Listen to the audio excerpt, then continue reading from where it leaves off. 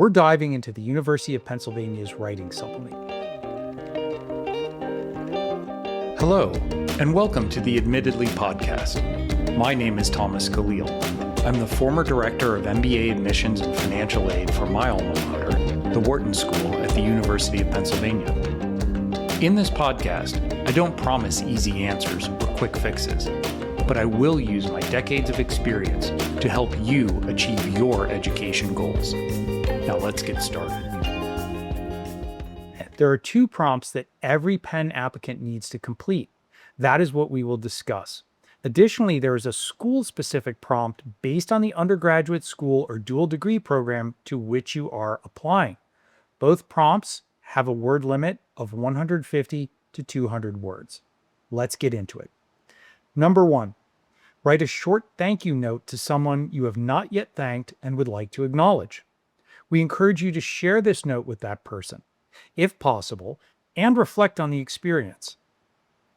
All right, this is a trap essay. This is one that derails a lot of applications, so listen closely. I always suggest to my students to write this essay last. And then what you do is at that point, you look at all the essays you've written. You look at your school-specific essay for Penn. You look at the community essay, which I'll discuss next. You look at your Common App and you say, okay, what is something that I have not yet fully discussed? Is it a work experience, internship experience, volunteer experience, hardship, or success? And then I want you to figure out how to write this letter in that context. Now, when you're writing the letter, be genuine, okay? Don't get into platitudes. Thank a person for doing something meaningful for you. And here's the important part.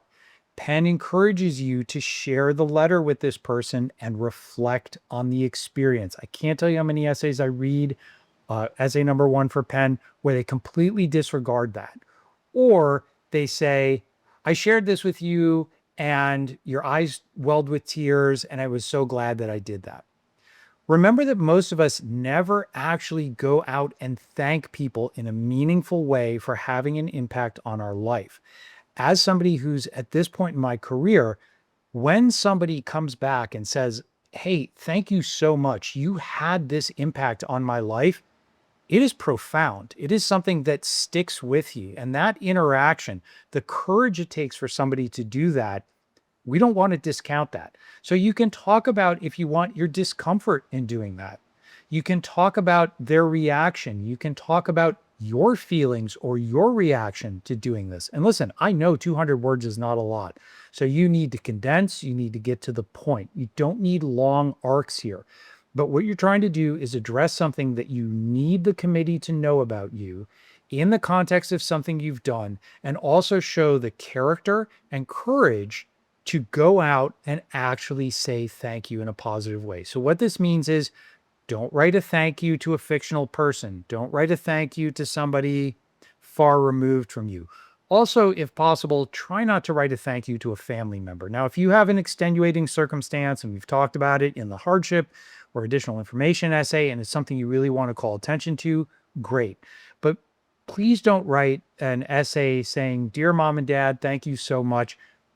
I love that. I love that sentiment. And I encourage you to write that letter anyway and give it to your parents or your grandparents or whoever it is in your family, because that's meaningful. But for the purposes of this essay, let's be strategic and let's think a little bit more creatively and a little bit more broadly. Okay. Second essay. How will you explore community at Penn? Consider how Penn will help shape your perspective and how your experiences and perspective will help shape Penn. Right? This is very important, right? This is a community essay. So it talks about your background, but they're also asking for how you'll be involved outside of the classroom, because the third essay really talks about your educational journey, specifically for the school you're applying to. So what they're looking for here is Penn community in general. How are you going to get involved outside of the classroom? Clubs, activities, sports, conferences, research, all of those things. What I usually suggest to my students is pick a couple things you're already doing and want to go deeper into, but realize you're also entering this massive university with all these interesting people who are doing things that you may not have ever tried. You may not have even heard of some of these things. And so be creative, be bold, be thoughtful. Talk about things that you want to do. You can talk about the Philadelphia, West Philadelphia community. You can talk about just Penn specific activities. Penn prides itself in integrating very closely into the fabric of the city of Philadelphia. So there are a lot of activities, clubs, opportunities to work both on campus and off campus. Be intentional about your choices. 200 words is short, so don't just try and cram a laundry list of things in. Have it make sense, tie it to who you are and what you're trying to do, and feel free to add one or two fun things. Note, culinary club, everybody talks about culinary club, Penn Eats, etc. That's great, right? But we can go beyond that. Challenge yourself, do the work, do the research, be creative, be thoughtful, most important, be authentic and true to yourself. If you're looking at coming and living in West Philadelphia, you won't be born and raised, but on campus is where you'll spend a lot of your days.